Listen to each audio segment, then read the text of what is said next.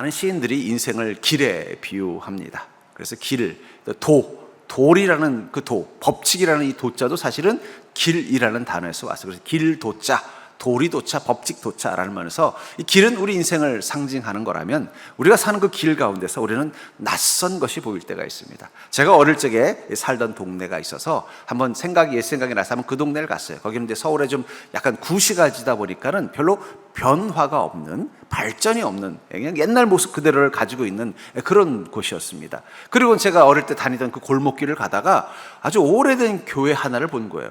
제가 보기에는 그 교회가 보니까 제가 어릴 적에도 그곳에 있었을 것 같은 낡은 교회였는데 제 기억 속에는 그 길에 교회가 기억이 나지를 않는 거예요. 그래서 저도 모르게 여기 이 교회가 있었네? 근데 왜 나는 그 어릴 때 이 길을 다니면서 이 교회를 몰랐지? 하면서 그 교회가 있다는 사실이 낯설게 느껴지다가 문득 그 생각이 들었어요. 우리가 길을 간다고 해서 모든 게 다 보이는 것은 아닙니다. 어쩌면 우리의 변화 속에서 우리가 늘 익숙한 그 길 가운데서도 보이는 것이 있고 보이지 않는 것이 있다면 우리 그리스도인의 인생을 길에 비유한다면 저는 이렇게 비유할 것 같아요. 익숙한 길에서 낯선 것을 보기 시작할 때 그때부터 우리 인생은 그리스도인으로서의 삶이 시작되는 것이 아닐까.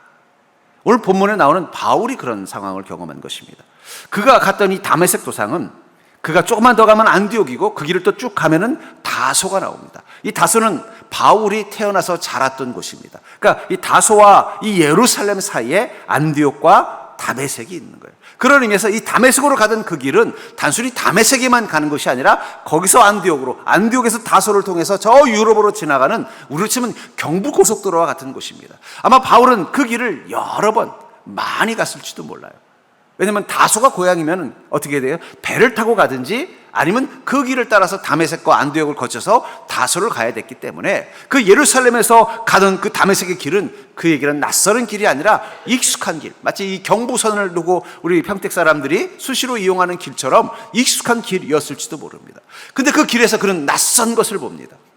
그것은 바로 예수 그리스도의 음성을 만났다는 것입니다. 그때부터 그의 인생은 다른 인생이 되었다고 말하고 있어요. 그가 지금 이 길을 가고 있었던 이유는 무엇입니까?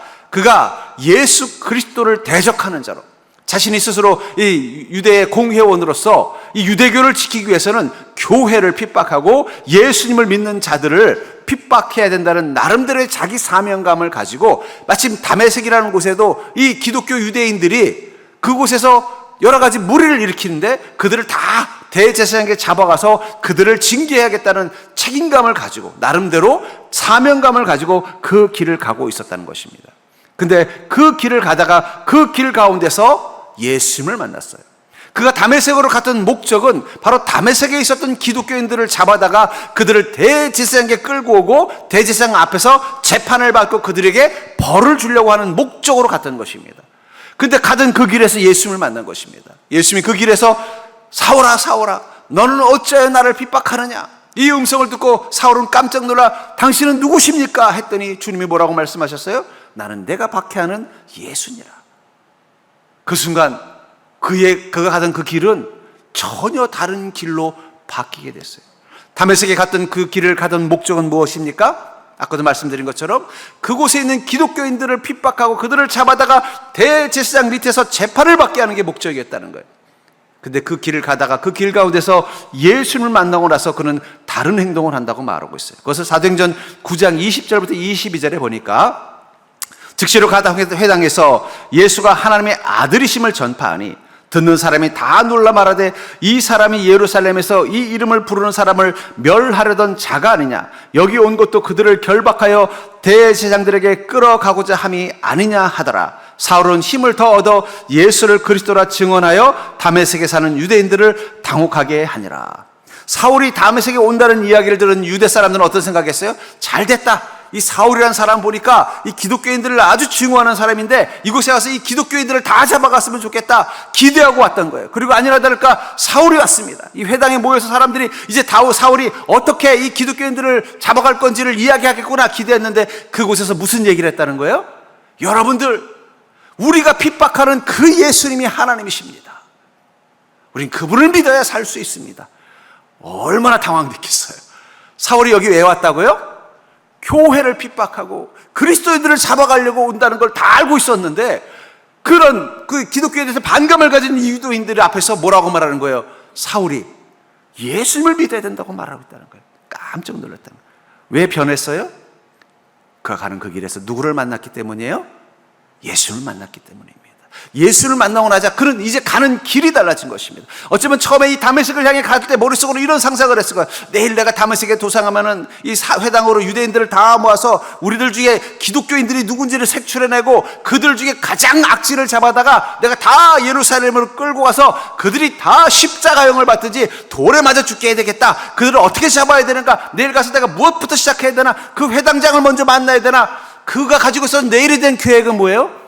이전에 그 예루살렘에서 출발할 때 그 계획이었다는 거예요. 그런데 그 도상에서 예수님을 딱 만나는 순간 그의 계획은 완전히 다른 180도로 반대로 바뀐 것입니다. 왜냐하면 이제 그는 예수를 만나는 순간 다른 길을 가는 자가 되었기 때문입니다. 주님을 만나는 시간, 주님과 함께하는 자리로 그 내일이 바뀌었다는 거예요. 그러니까 여러분, 우리 그리스도인은 어떤 내일이라는 길을 향해 가느냐? 주님을 만난 자가 사는 인생의 길, 세상 사람들이 가는 길이 아니라 주님을 만난 자가 사는 인생의 길을 가는 자가 되는 것입니다.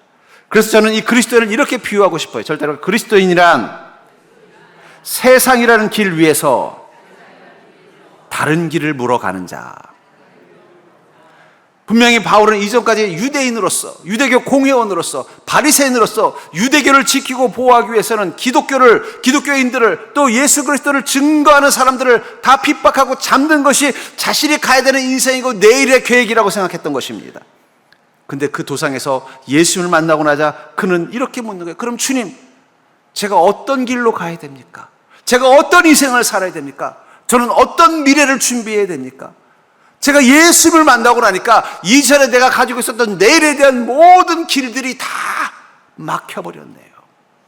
여러분, 그리스도인이 된다는 건 예수를 만난 순간부터 우리가 살아야 되는 내일에 대한 방향이 완전히 달라진 거예요. 그리고 그것을 누구에게 묻는 것입니까? 길 대신 주님께 묻는 거예요. 주님, 내가 어떤 길을 가야 됩니까? 어떤 인생을 살아야 됩니까? 어쩌면 바울이 그 두 눈이 멀고서 이 다메섹에 있는 이 한 집에 묵으면서 그곳에서 칩거하는 동안 그는 기도하면서 끊임없이 이 질문을 던졌을 거예요. 주님, 제가 어떤 길로 가야 됩니까? 전 지금까지 다메섹으로 올 때 그 마음이 제가 앞으로 살아야 되는 인생의 길이라고 믿었습니다. 유대 공회원이 되어서 앞으로 유대의 지도자가 되고 유대교를 지켜내기 위해서 내가 앞장서는 자가 되는 것이 제 인생의 미래라고 생각했는데, 예수님을 만나고 났더니 내가 잘못된 길을 가고 있었다는 사실을 깨달았습니다. 그럼 이제 어떤 길로 가야 됩니까? 그러니까 여러분, 우리가 예수님을 만나면 그때부터 우리 인생 가운데 생기는 가장 큰 고민이 뭔지 아세요? 이 길이 아닌가 벼라는 거예요. 아, 이 길이 아니었구나. 난 지금까지 내가 가는 인생이 이게 정상적인 길이고 이게 정답인 길이고 이 땅을 사는 가장 지혜로운 길이라고 생각했는데, 예수님 만나고 났더니 아, 이 길이 아닌 것 같네요. 그럼 주님, 제가 어떤 길로 가야 됩니까? 이 고민이 우리 마음속에 밀려오는 거예요. 그리고 그 고민을 가지고 주님을 만나는 순간 주님은 우리 인생 가운데 다른 길을 보여주십니다. 그리고 그때부터 우리는 바울처럼 인생의 다른 길, 주님이 보여주신 길, 주님이 함께하는 길을 경험하는 것, 저는 그게 바로 구원의 삶, 그리스도와 함께 동행하는 인생, 바로 믿음의 삶이라고 저는 믿습니다. 그렇다면 세상이라는 길 위에서 예수를 만나 다른 길을 가게 된다는 것은 어떤 의미일까요? 전 그것을 통해서 여러분들이 지금 주님을 만난 이후에 바울의 삶의 길을 가는지, 아니면 주님을 만나기 이전에 바울의 삶의 길을 가고 있는지를 스스로 점검해 보기를 주의 이름으로 축복합니다. 먼저 우리가 예수를 만나게 되면 우리는 하나님이 보이는 길을 가게 된다는 거예요. 바울이 이렇게 질문했을 것입니다. 주님, 그럼 제가 이제 어떤 길을 가야 됩니까? 난 지금까지 교회를 핍박하고 예수를 핍박하고 유대 지도자가 되는 게 내 인생의 길이라고 믿었는데 이제 어떤 길을 가야 됩니까? 라고 물었더니 주님 이렇게 말씀하시네요. 너는 이제부터 내가 보이는 길을 가면 된다. 하나님이 보이는 길을 가면 된다고 말씀하신다는 거예요. 10절부터 12절에 보니까 그때 다메섹에 아나니아라는 한 제자가 있더니 주께서 환상 중에 불러 이르시되 아나니아야 하시거늘 대답하되 주여 내가 여기 있나이다 하니 주께서 이르시되 일어나 집가라는 거리로 가서 유다의 집에서 다소 사람 사울이라는 사람을 찾으라. 그가 기도하는 중이니라. 그가 아나니아라 하는 사람이 들어와서 자기에게 안수하여 다시 보게 하는 것을 보았느니라 하시거늘. 예수님께서 이 아나니아, 다메섹에 있는 아나니아라는 예수님의 제자에게 환상을 보여준 거예요. 아나니아야. 그랬더니 아나니아는 누구를 본 것입니까? 예수 그리스도를 본 것입니다. 주님, 저에게 하실 말씀이 있으십니까? 말씀하십시오. 너는 지금 내일 아침이 밝으면 유다라는 집에 가라. 거기 보면 5사람 사울이 있는데 그가 기도하고 있을 것이다. 그가 그에게 안수를 하고 다시 보게 해라. 내가 이미 바울에게 가서 이렇게 말했다. 아니아라는 사람이 너를 찾아올 거다. 그리고 너를 안수해서 그 눈을 다시 뜨게 해줄 거라고 말했다. 이 장면, 이런 장면입니다. 그 전까지 바울은 하나님의 음성을 들었을까요? 보지 못했던 것입니다. 예수님을 그 길가에서 본 순간부터 그는 주님의 음성을 듣는 자가 되었어요. 그리고 두 눈이 일어서 두 눈이 보이지 않게 돼서 이 유다의 집에서 잠시 묵고 있을 때, 그때도 기도할 때마다 주님의 음성이 임했던 거예요. 주님, 제가 어떤 길로 가야 됩니까? 제가 앞으로 어떤 인생을 살아야 됩니까? 주님, 저에게 무엇을 원하십니까? 그때 첫 번째 들린 하나님의 음성이 뭐라는 거예요? 걱정하지 마라. 너에게 아나니아라는 나의 제자가 올 거다. 그가 너에게 기도하는 그 순간 너의 그 두 눈은 떠질 것이다. 그리고 내가 너희가 가야 될 길을 보여줄 거야. 우리가 가야 되는 그 다른 길, 그것은 하나님의 흔적이 보이는 길입니다.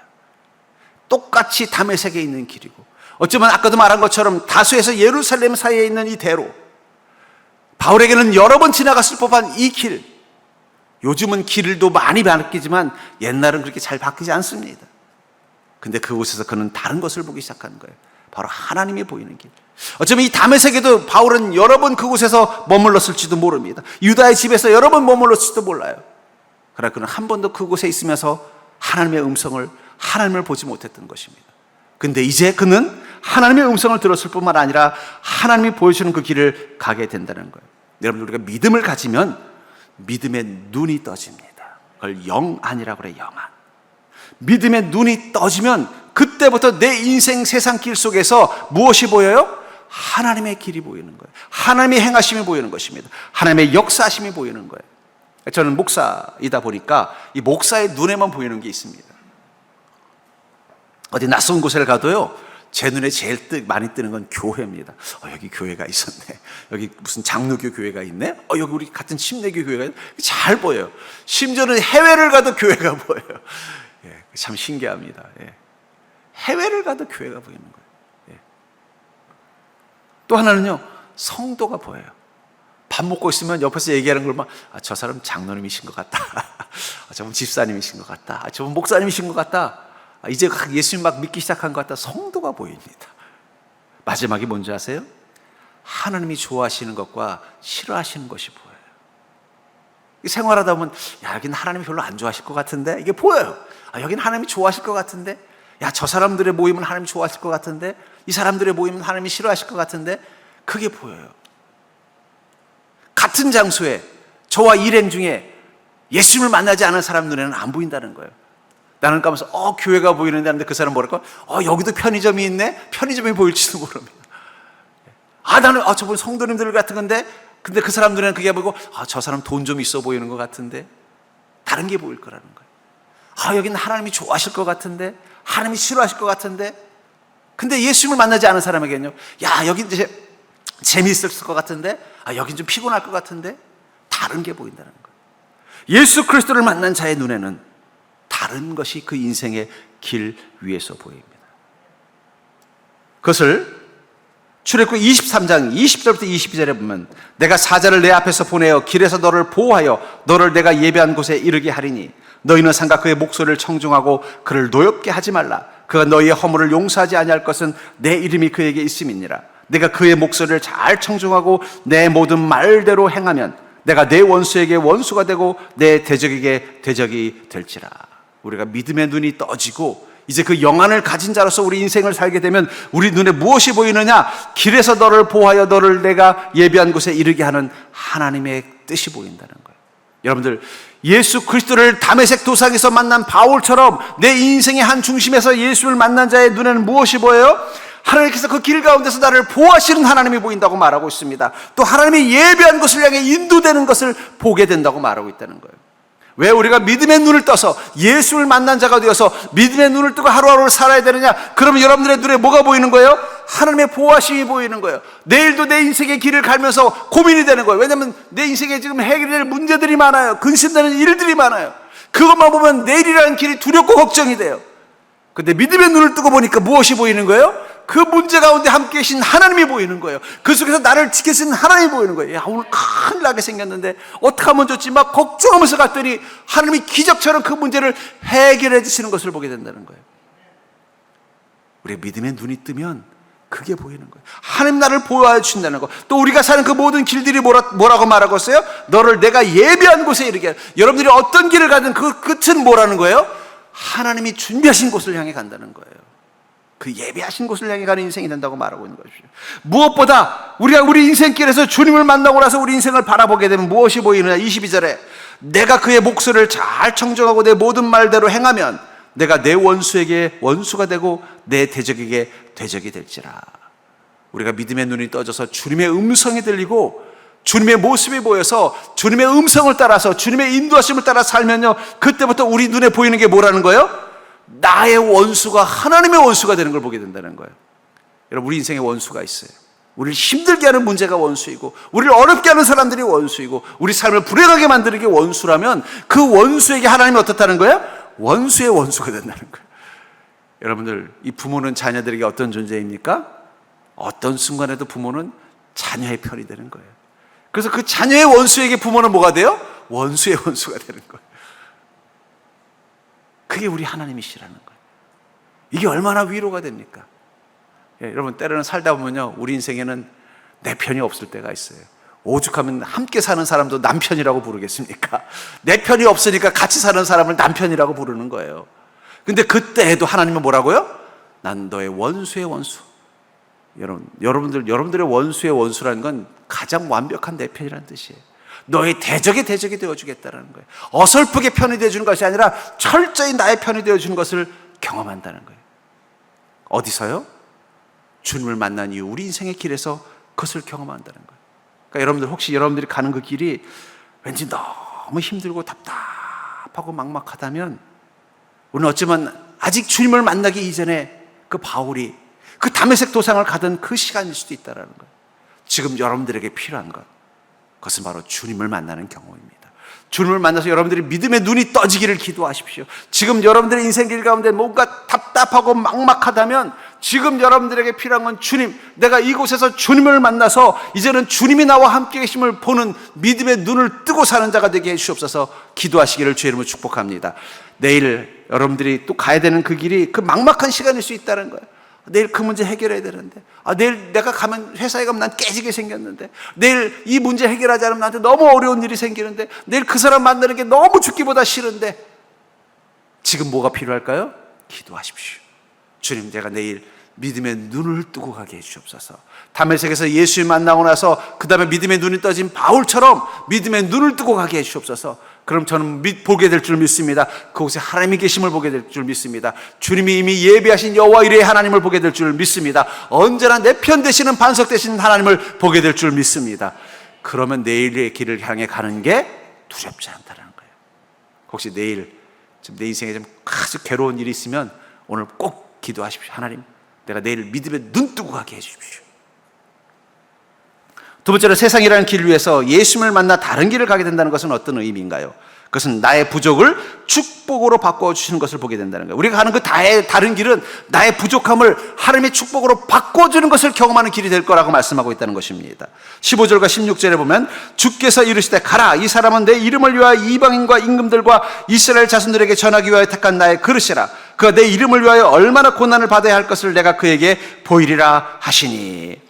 바울 목사님이 다메섹 도상에서 예수님을 만난 다음에 그곳에서 아나니아를 통해서 바울을 회복시킬 때 주님은 아나니아를 통해서 무엇을 말하라고 말하고 있다는 거예요? 바울에게 이렇게 말하는 거예요. 바울아, 너는 이방인과 임금들과 이스라엘 자손들에게 내가 복음을 전하기 위해서 택한 나의 그릇이다. 이 말을 꼭 전하라는 거예요. 우리는 지난주에 우리의 결핍이 우리 삶을 불행하게 만든다고 말씀을 드렸어요. 그렇다면 바울의 결핍은 뭘까요? 우리가 성경을 통해 바울의 결핍을 유출할 수 있는 몇 가지 단서가 있습니다. 빌립보 3장 5절에 나는 8일 만에 할례를 받고 이스라엘 족속이요 베냐민 지파요 히브리인 중에 히브리인이요 율법으로는 바리새인이요. 여러분, 사람들이 어떤 부분을 강조할 때는요, 그건 거꾸로일 때도 있다는 거예요. 나는 8일 만에 할례 받다가 나는 완전한 유대인이라는 것입니다. 나는 베냐민 지파 완전한 유대인이라는 거예요. 나는 히브리인 중에 히브리인이요 율법으로는 바리새인이란 말은 나는 완전한 유대인이라고 말하고 있다는 거예요. 그럼 왜 이것을 바울 목사님이 강조했을까요? 사도행전 22장 3절에 보면 나는 유대인으로 길리기아 다소에서 태어났고 이 성에서 자라 가말리엘의 문화생에서 우리 조상들의 율법에 엄한 교훈을 받았고 오늘 너희 모든 사람처럼 하나님께 대하여 열심히 있는 자라. 그는 길리기아 다소에서 태어났다고 말하고 있어요. 그건 터키 남부에 있는 도시입니다. 다시 말해서 바울은 디아스포라, 제외 유대인이라는 거예요. 우리 지금 해외 동포 2세 3세라는 거예요. 근데 이게 왜 바울에겐 결핍이냐? 그 당시 유대 지도자들 사회에서는요, 이 디아스포라, 해외에서 살고 해외에서 태어난 유대인들을 불완전한 유대인이라고 생각했다는 거예요. 특별히 바리새인들은요, 이 예루살렘을 떠난 다른 지역에 사는 유대인들을 어떻게 하느냐? 순수성이 의심되는, 타락했을 개연성이 높은 유대인으로 받아들였다는 거예요. 왜냐하면 이방 문화 속에 살다 보니까 어떻게 해요? 유대인들은, 이 바리새인들은 접촉 하나 하는 거, 음식 하나 먹는 것도 어떻게 돼요?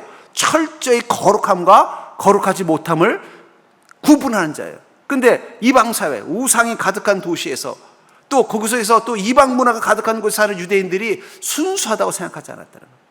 근데 지금 바울은 어떤 인생을 꿈꾸는 거예요? 유대 지도자가 되는 걸 꿈꾸는 거예요. 그러니까 분명히 가말리엘이라는 유대 최고의 율법학자 밑에서 공부를 해서, 우리 지금 아마 서울대 법대 출신쯤 되겠죠? 그래서 유대의 지도층에 들어갔지만 유대인들은 계속 바울에 대해서 뭐라고 말한 거야? 야, 바울은 예루살렘 출신이 아니래. 그래? 어디 출신이래? 저 다소 사람이래. 그래? 근데 어떻게 공의원이 될 수 있지? 야, 그 바리새인이래. 바리새인 어디 출신이래? 그 다소 지역 사람이래. 아니, 근데 어떻게 순결한 바리새인이 될 수 있지? 계속 그의 출신 성분에 대해서 어떻게 해요? 딴지를 걸었을 거라는 거예요. 어쩌면 바울 목사님이 더 유대교를 위해서 극단적인 공격적인 정치 성향을 보냈던 이유 중에 하나는 결핍감도 있었을 거예요. 자신이 순수한 예루살렘 출신의 유대인이 아니라는 그 결핍감이 어떻게 돼요? 내가 유대인이라는 걸 증명하기 위해서 더 교회를 핍박하고 더 예수님을 공격하는 지도자가 됐을 확률이 높다라는 거예요. 여러분, 일제시대 때 우리나라 국민들을 가장 괴롭힌 사람들은요, 일본 사람이 아닙니다. 일본 앞잡이들이에요. 한국 출신 순사들, 그 사람들이 더 지도롭게 가르쳤어요. 왜 그럴까요? 그래야 자기들이 순수한 일본 제국의 사람이라는 걸 증명하기 위해서라는 거예요. 자신의 결핍이 더 어떻게 돼요? 내가 이 반도 사람이라는 이 결핍이 더 일본에게 충성한다는 걸 보이기 위해서 어떻게 한 거예요? 더 악질적으로 대한민국 사람들을 괴롭히고 또 독립운동가들을 괴롭힌 것입니다. 바울도 그런 결핍이 있었다는 거예요. 자신이 순수한 예루살렘 출신이 아니라는 이 출생의 이 결핍이, 그러고 자신이 온전한 유대인이라는 걸 증명하기 위해서 더 교회를 핍박하고 더 예수님을 공격하는 자가 됐다라는 거예요. 결핍을 메우려는 집착이라는 거예요. 그리고 집착을 제가 터널링이라고 그랬잖아요. 그가 다메섹으로 가는 이유도 뭐예요? 아마 자원했을 거예요. 제가 다메섹에 가서 그 예수 믿는 예수쟁이들 다 잡아오겠습니다. 저를 보내주십시오. 왜 그렇게 했어요? 그걸 통해서 내가 순전한 유대인이라는 걸 좀 알아주십시오. 온전한 바리새인이라는 걸 좀 알아주십시오. 그걸 유대인들에게 보여보고 증명해보고 싶었던 거예요. 정말 자신들이 원해서가 아니라 자신의 결핍을 감추기 위해서라는 거예요. 그리고 그 결핍을 메우려는 집착으로 그 터널 중간에서 누굴 만난 거예요? 다메섹으로 가는 그 터널 중간에서 예수를 만난 거예요. 근데 예수님 만나셔서 뭐라고 말해요? 야, 너 그거 결핍 아니야. 너 예루살렘에서 태어나지 않고 저 다소라는 이방 나라에서 태어난 거 결핍 아니야. 네가 그곳에서 이방인들과 함께 어릴 때부터 학교 다니고 어울리고 살았던 거 결핍 아니야. 너를 이방인들에게 복음을 전하기 위해서 내가 택한 그릇이야. 바울 목사님에겐 그게 평생 결핍이었어요. 왜 아버지는 나를 예루살렘에서 태어나지 않게 하셔가지고, 왜 내가 다소에서 태어나서 내가 정작 유대 지도자가 되고 싶은데도 저 사람 유대 지도자 공회원으로 드려도 되나? 저 사람 다소 사람이라는데 믿어도 되나? 아무리 바리새인이라고 하지만 그의 그 정결함을 믿어도 되나? 끊임없이 그의 그 어떤 그 순전함에 대해서 의심받고 있었던 그것 때문에 자기 내면 속에 늘 원망이 있었지도 몰라요. 왜 나를 예루살렘에서 태어나지 못하게 해서, 왜 우리 아버지 어머니는 예루살렘에 살지 않고 다소에 살아가지고, 왜 로마 시민권을 갖게 만들어가지고, 나를 차라리 그냥 유대 땅 이왕이면 베들레헴에서 태어났으면 다윗의 후손이 돼서 얼마나 좋았어. 그 결핍. 근데 주님 뭐라고 말씀하시는 거예요? 야, 그거 결핍 아니야. 너는 이방인에게 복음을 전하기 위해서 너는 다소 땅에서 태어난 거야. 너는 이 지중해 복음을 전하는 사명을 위해서 로마 시민권을 가진 거야. 감추고 싶었던 자신의 결핍이 자랑하고 싶은 축복의 조건으로 바뀐 것입니다. 언제 그것을 확인했을까요?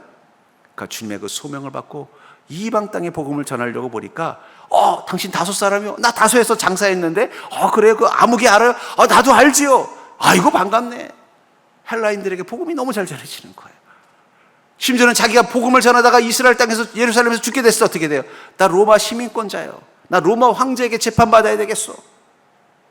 아마 로마 시민권이 없었으면 어떻게 됐을까요? 분명히 예루살렘에서 순교하셨을 거예요. 그 순간 깨달았습니다. 나는 평생 이것을 나의 결핍이라고 생각했는데, 사람들에게 숨기고 싶었던 사건이 이런 모습이었는데, 주님께서는 그걸 축복이라고 말씀하시는군요. 여러분들, 우리가 우리 인생의 길 가운데서 예수님을 만나고 나면 그때 깨닫는 가장 큰 감사의 조건 중에 하나가 뭐냐면, 내가 결핍이라고 생각했던 것, 감추고 싶었던 그것이 사실은 축복이고 주님이 나를 택하신 이유이고 주님이 나를 빚은 완전한 모습이란 걸 깨닫게 된다는 것입니다. 그래서 이렇게 고백하는 거예요. 로마서 8장 28절에 보니까, 우리가 알거니와 하나님을 사랑하는 자 곧 그의 뜻대로 부르심을 입은 자들에게는 모든 것이 합력하여 선을 이루느니라. 그 모든 것 속에는 우리가 부족하다고 생각하고 우리가 결함이라고 생각하고 나의 약점이라고 생각했던 것들이 들어있다는 거예요. 그것들이 어떻게 되나요? 합력해서 선이라는 말 속에는 완전함이라는 뜻도 있어요. 하나님은 완전하게 만들어주시는 거라는 거예요. 그것은 오직 예수 그리스도를 구주로 영접한, 예수님을 만난 자, 하나님을 그 인생의 길 위에서 볼 수 있는 자만이 경험할 수 있는 축복이라고 말하고 있는 것입니다. 제가 좋아하는 이 가수 중에 악동 뮤지션이라는 가수가 있어요. 여러분 잘 아시죠? 악뮤. 부모님은 선교사님이세요. 근데 보면 어떠세요? 얼굴이 무대에 설 만한 비주얼은 아니에요. 그렇죠? 우리 교회 청년들보다도 이쁘지 못해요. 근데 이 어릴 적에 이 오디션에서 이 우승을 하고 나서 우리나라 이제 대형 기획사에서 이제 스카우트 제안을 받아서 YG라는 이 기획사에 이제 스카웃을 받아서 계약서를 쓰는데, 거기서 이제 오빠인 찬혁군이 그랬대요. 계약 조건에 하나를 넣어주셨으면 좋겠다라고 했더니 뭐냐 그랬더니 성형 수술을 강요하지 않는다고 넣어주십시오 그랬다는 거예요. 그 말을 듣고 YG 사장이 웃으면서, 그래, 뭐 그건 걱정하지 마라. 나는 너희들에게 강요하지 않을게. 왜냐하면 본인들이 어떻다는 거예요? 하나님이 주신 이 모습이 완전하다고 믿는 것입니다. 왜냐하면 이 찬혁이와 수연이는 주님을 보는 자들이었기 때문이에요. 자신에게 합력해서 선을 이루시는 하나님의 은혜를 보았기 때문에 자기 모습 이대로도 충분히 매력 있다고 생각한 거예요. 근데 사실은 뭐 솔직히 가수 무대에서는 가수들 중에 보면 어떻게 돼요? 전에 한번 우리 둘이 부른 이 노래가 이제 상을 받아서 음악 프로그램이 있어요. 경연 프로그램은 막 우승 막 이렇게 막 축하해 주는데 보니까 뒤에 있는 이 젊은 이 아이돌 가수들은 그냥 하나같이 다 진짜 꽃보다 예쁜데 둘이 확 떼요. 이 바로 비주얼이 너무 차이가 확 나더라고요. 그러다가 이제 이 두 사람의 음악을 듣다가 문득 그 생각이 들어요. 이 노래를 부른 이 찬혁이나 이 수연이가 저 얼굴이 아니라, 찬혁이는 어디 BTS 중에 한 명처럼 생겼고 수연이는 블랙핑크인가 핑크의 멤버 중에 하나처럼 생겼으면 이 노래가 이렇게까지 감동은 안 됐을 것 같아요. 둘이 부르는 자신들의 노래가 딱 그 얼굴에 가장 맞는 얼굴이 된 거예요. 여러분, 짜장면은 스파게티 접시에 넣으면 맛이 없어요. 짜장면은 약간 초록색의 얼룩무늬 있는 플라스틱 그릇에 넣어서 먹어야 제일 맛있고 제일 맛있는 짜장면처럼 보이는 거예요. 그렇잖아요. 짜장면을 어디 이태리에 그냥 막 그 크리스탈로 된 데다가 탁 짜장면 주면은요, 뭔가 고급져 보이지만 뭐가 어떻게 돼요? 짜장면 맛이 안 나는 거예요. 짜장면 어떻게 돼요? 녹색의 얼룩달룩한 얼룩무늬 있는 플라스틱 그릇에 있어야 돼요. 짜장면에다가 막 무슨 소고기를 막 덩어리 넣는 거는 그 짜장면 같지 않아요.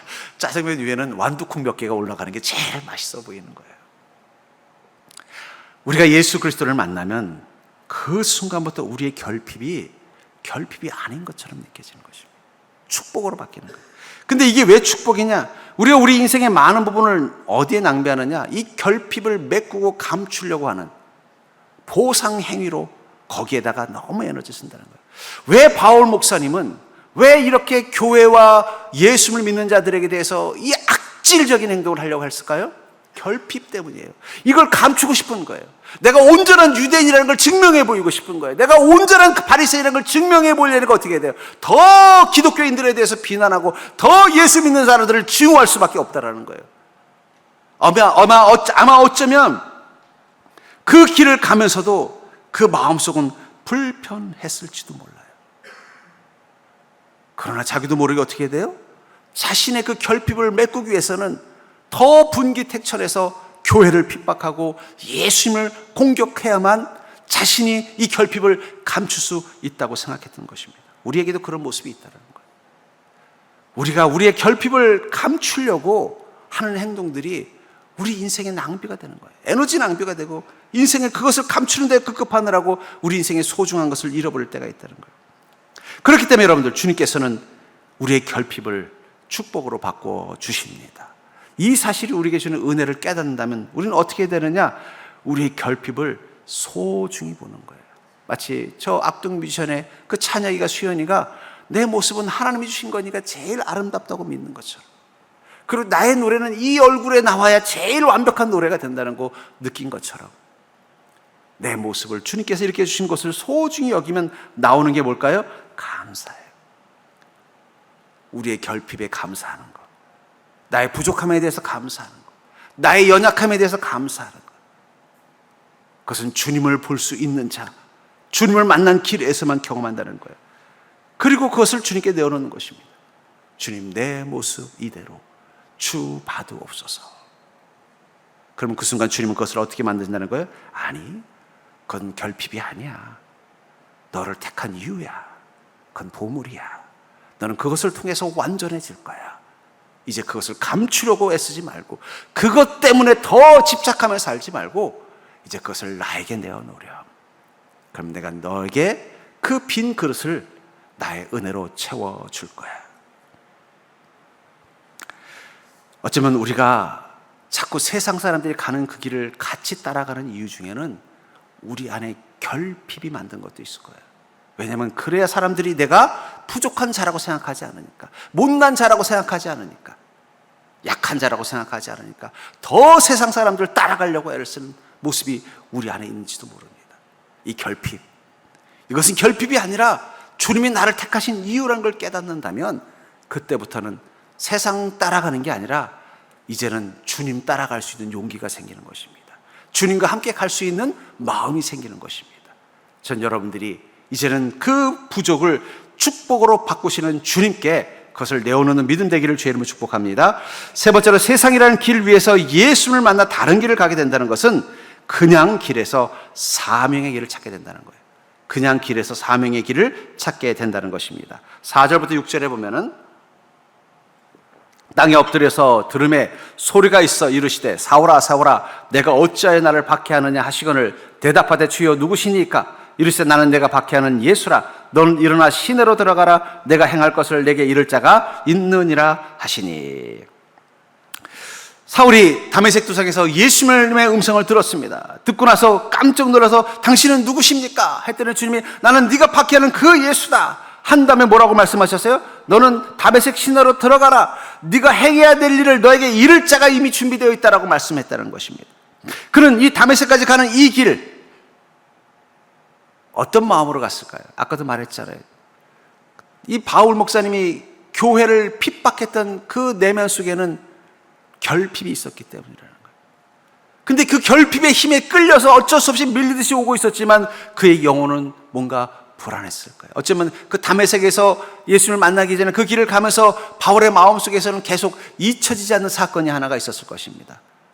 그건 바로 스데반 집사님을 죽이던 자리였던 거예요.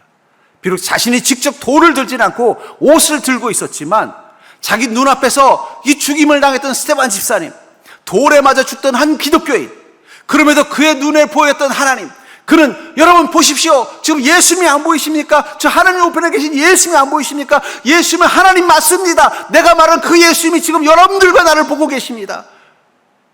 그 순간 돌을 들었던 다른 유대인들은 귀를 막고 저놈이 하나님을 막는 때이거든 더 돌로 칠 때 자기는 차마 돌을 들 용기는 없었어요. 그래서 옷을 스그머니 붙잡고 있었지만 자기는 이러지도 못하고 저러지도 못하고 있었던 거예요. 아니 어쩌면 사람들이 끝나고, 야 바울, 너는 왜 돌을 안 던졌어? 너 정말 하나님을 온전히 믿는 유대인이야? 이 질문 앞에서 자신이 그렇지 않다는 걸 증명하기 위해서 더 자원해서 다메섹에 가서 이스라엘 민족들을 잡겠다, 유대인 기독교인들을 잡겠다고 자원했는지도 몰라요. 그러나 그의 마음속엔 뭐가 있어요? 여전히 그 스데반 집사의 눈에는 하나님이 보였다는데, 예수님이 보였다는데 왜 내 눈에는 보이지 않았을까? 왜 그는 죽음을 당하는데도 그렇게 행복하고 그 죽음 속에서도 그는 완전할 수 있었을까? 그가 가는 길은 뭐가 달랐을까? 마음속에서 떠나자. 여러분들, 우리가 스데반 집사님처럼 주님 안에서 믿음 속에서 주님의 길을 가다가 주님을 보면서 살다가 어려움을 당해도 그것은 낭비가 아닙니다. 왜냐하면 그것을 옆에서 보는 바울과 같은 사람들이 있었다는 걸. 저 사람은 저 고난 가운데서도 어떻게 저런 표정을 지을 수 있을까? 저 사람은 저 어려움 속에서도 어떻게 저런 말을 할 수 있을까? 저 사람은 저 근심되고 걱정되는 곳에서도 어떻게 감사할 수 있을까? 바울의 마음속에 그게 잊혀지지 않는 사건으로 깊게 새겨진 거예요.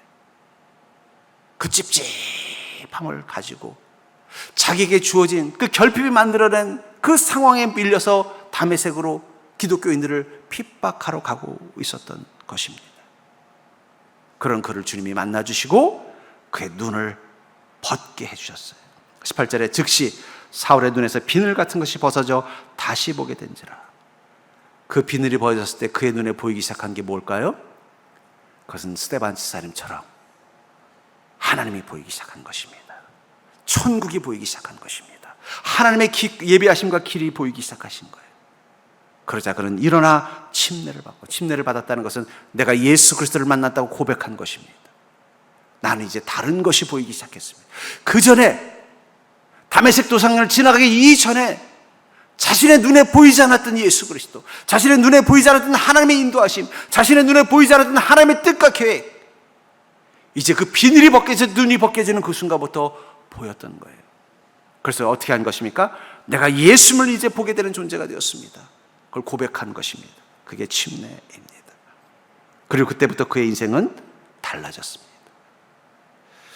사도행전 20장 23절부터 24절에 보면은 오직 성령이 각성해서 내게 증언하여 결박과 환난이 나를 기다린다 하시나 내가 달려갈 길과 주예수께 받은 사명 곧 하나님의 은혜의 복음을 증언하는 일을 마치려 하면은 나의 생명조차 조금도 귀한 것으로 여기지 아니하노라.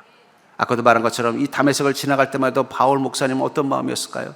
자신의 그 결핍을 감추기 위해서 더 기독교인들을 밑박하고 더 예수님을 욕하고 있었지만 그의 내면은 불안했을 것입니다. 확신이 없었어요. 어쩔 수 없이 떠밀려 가듯이 가는 길이었을 뿐이라는 거예요. 내가 이 길을 가야 유대인들에게 인정받고 이 길을 가야 자신의 꿈인 유대 지도자의 길을 갈 수 있는 것이고 이 길을 가야만 나에게 유대인으로서 주어지는 미래가 준비되어질 수 있다라는 그 운명 때문에 밀려서 떠밀리듯 간 거예요. 그러나 그 길은 자신이 없었을 것입니다. 그런데 예수님을 만나고 나자 그때부터 어떻게 됐어요? 다른 길이 보이기 시작했고 그 길에 대한 확신을 뭐라고 말하세요? 나의 달려갈 길. 여러분들, 달려간다는 것은 확신이 있는 자만이 달려가는 것입니다. 제가 이렇게 차를 몰고 가다 보면 이 앞차가 신호가 바뀌었는데도 안 가고 멈칫하거나 천천히 갈 때가 있어요. 그럴 때 보면은 10 중에 9은 뭐냐면 이 길에 대한 자신이 없는 거예요. 이게 내가 좀 직진을 해야 되나? 우회전을 해야 되나? 차라리 왼쪽 1차로로 붙어서 좌회전했어야 됐나? 이게 자신이 없으니까 어떻게 돼요? 파란불로 신호가 바뀌었는데도 빨리 못 가는 거예요. 근데 손살같이 쫙 가는 차는 어떤 차예요? 확신이 있는 거예요. 내가 이 길로 가야 된다는 확신이 있는 거예요. 그러니까 신호 바뀌었네 그러니까 망설임 없이 그냥 엑셀을 밟아서 쭉 가는 것입니다. 우리 인생도 그렇다는 거예요. 왜 우린 우리 인생의 갈림길에서 멈칫멈칫할까요? 가다가도 자꾸 멈칫멈칫할까요? 그런 확신이 없기 때문이에요. 내가 사는 인생이 이게 잘 살고 있는 거야? 내가 지금 가는 길이 이게 잘 가고 있는 거야?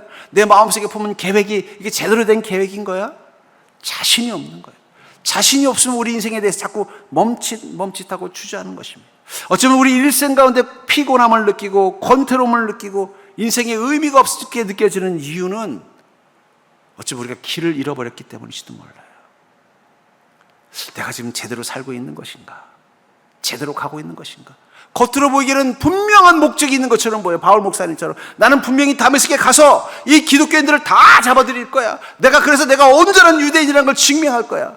그러나 그것은 사실은 진심이 아니라 결핍을 메꾸기 위한 몸부림일 뿐이었다는 거예요. 그러니까 그의 마음은 어떻게 돼요? 가면서도 멈칫멈칫하는 거예요. 주님이 그것을 보신 것입니다. 보시고 스톱. 너 그 가는 길을 멈춰라. 너는 정말 올바른 길을 가는 게 아니야. 이제 나와 다른 길을 가자. 나와 함께 갈 수 있는 그 길로 너의 인생의 방향을 틀자. 그게 바로 다메섹 사건이라는 것입니다. 그 이후로 어떻게 됐다는 거예요? 나는 달려갈 길, 주께 받은 사명, 곧 하나님의 은혜의 복음을 증언하는 일을 마치려 하면은 그는 그때부터 한 번도 멈칫거린 적이 없어요. 왜냐하면 그에게는 이제 확신이 있었기 때문에 내가 가야 될 길은 사명의 길이라는 확신. 설령 그곳에 결박과 환란이 나를 기다린다고 해도 나는 멈칫거리지 않는다는 거예요.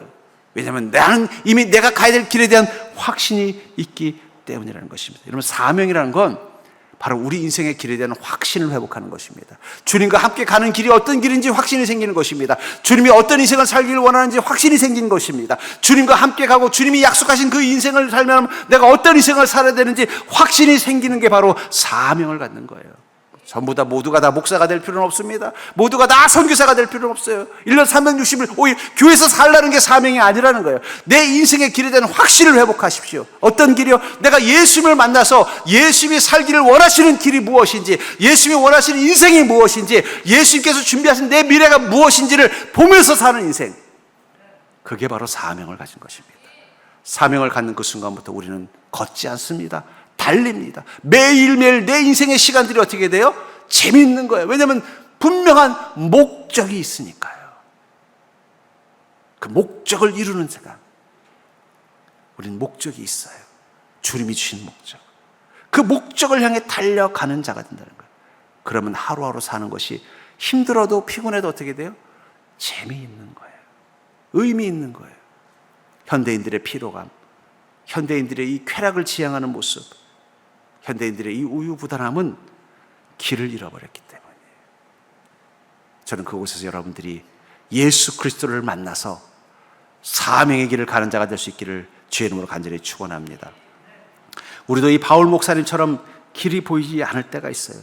분명히 두 발은 다메섹을 향해 가고 있지만 그의 마음에는 길이 보이지 않는 거예요. 내가 지금 가고 있는 게 이게 맞는 걸까? 교회를 핍박하고 예수님 핍박하는 게 맞는 걸까? 이게 정말 나를 위한 길일까? 자신이 없이 가는 그 길처럼 우리 인생에 길이 보이지 않을 때가 있다는 거예요. 그때 우리는 멈추는 믿음이 있어야 됩니다. 멈추고 주님을 만나야 돼요. 그 다메섹 도상에서 바울 목사님은 주님을 만났습니다. 주님을 만나고 나자 이제 보이기 시작하는 거예요. 내가 가야 되는 길, 세상과 다른 길.